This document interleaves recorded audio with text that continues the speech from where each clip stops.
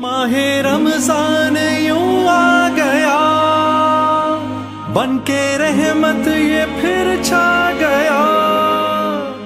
اب سحری کا حکم آ گیا.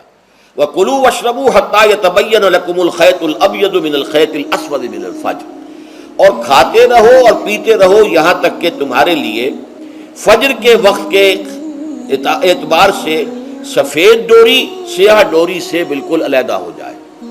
اصل میں اس کو بعض صحابہ نے تو سمجھا کہ یہ لغوی معنی اس کے لیے کہ آپ اپنے تکیے میں ایک سفید دھاگا رکھ لیا اور ایک کالا رکھ لیا اور دیکھتے رہتے تھے. جب یہ سفید اور کالا علیحدہ نظر آنے لگے تو پھر روزے کا رکھنے کا وقت شروع ہو چکا اور اب کھانا پینا بند کر دیا جائے. فرمایا گیا یہ مراد نہیں ہے. یہ جب پاؤں پھٹتی ہے تو اس کے اندر ایک سفید سی لکیر جو ہے افق کے اوپر آتی ہے. یہ ہے مراد کہ وہ جو سفید لکیر ہے وہ ظاہر ہو جائے اور وہ رات کے اختتام کا گویا کہ ایک اعلان اور علم بن جائے. تو وَكُلُوا وَاشْرَبُوا، اب اس کی جو ہے بڑی تاکید کی گئی ہے. تَسَحَّرُوا فَإِنَّ فِي السَّحُورِ بَرَكَةٌ، سحری ضرور کیا کرو اور یہ در حقیقت برکت کا ذریعہ ہے. یہ بھی آپ نے فرمایا ہمارے اور یہود کے روزے کے مابین جو فرق ہے وہ سحری ہے. یہ سحری چونکہ روزہ جو ہے وہ فجر سے لے کر اور غروب آفتاب تک ہے، طلوع آفتاب سے نہیں، فجر سے، جبکہ وہ سفیدہ سحر جس کو ہم کہتے ہیں نمودار ہو جائے. طلوع آفتاب تو ابھی 1.5 گھنٹے بعد ہوگا کہیں جا کر، لیکن اس وقت جو ہے روزہ شروع غروب آفتاب پر ختم. اس حوالے سے اس سے پہلے کھانا پینا، اور اس میں بھی فرمایا گیا کہ بعض لوگ بہت زیادہ احتیاط کرتے ہیں، وہ صحیح نہیں ہے. اس لیے کہ فجر کے لیے اذان جب دیتے تھے تو اس میں بعض حضرات ذرا جلدی کرتے تھے. حضور نے فرمایا کہ نہیں، دیکھو یہ ذرا جلدی کر دیتے ہیں.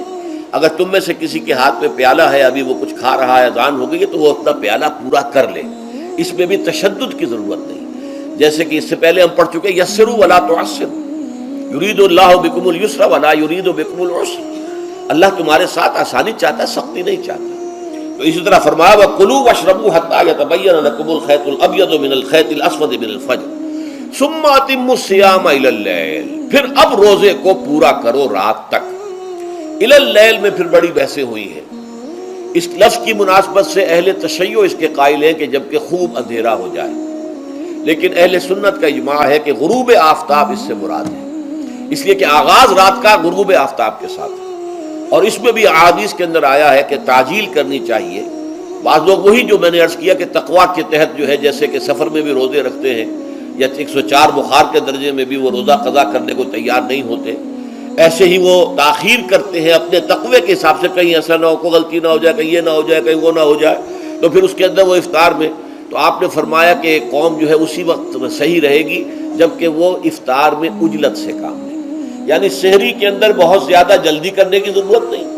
اگر اذان ہو رہی ہے اس کے دوران بھی اگر کچھ کھا پی رہے ہو تو کھا پی لو، مکمل کر لو. اسی طریقے سے افطار کے اندر جو ہے وہ تاخیر کرنے کی ضرورت نہیں، سورج کے غروب کے ساتھ افطار کر لو.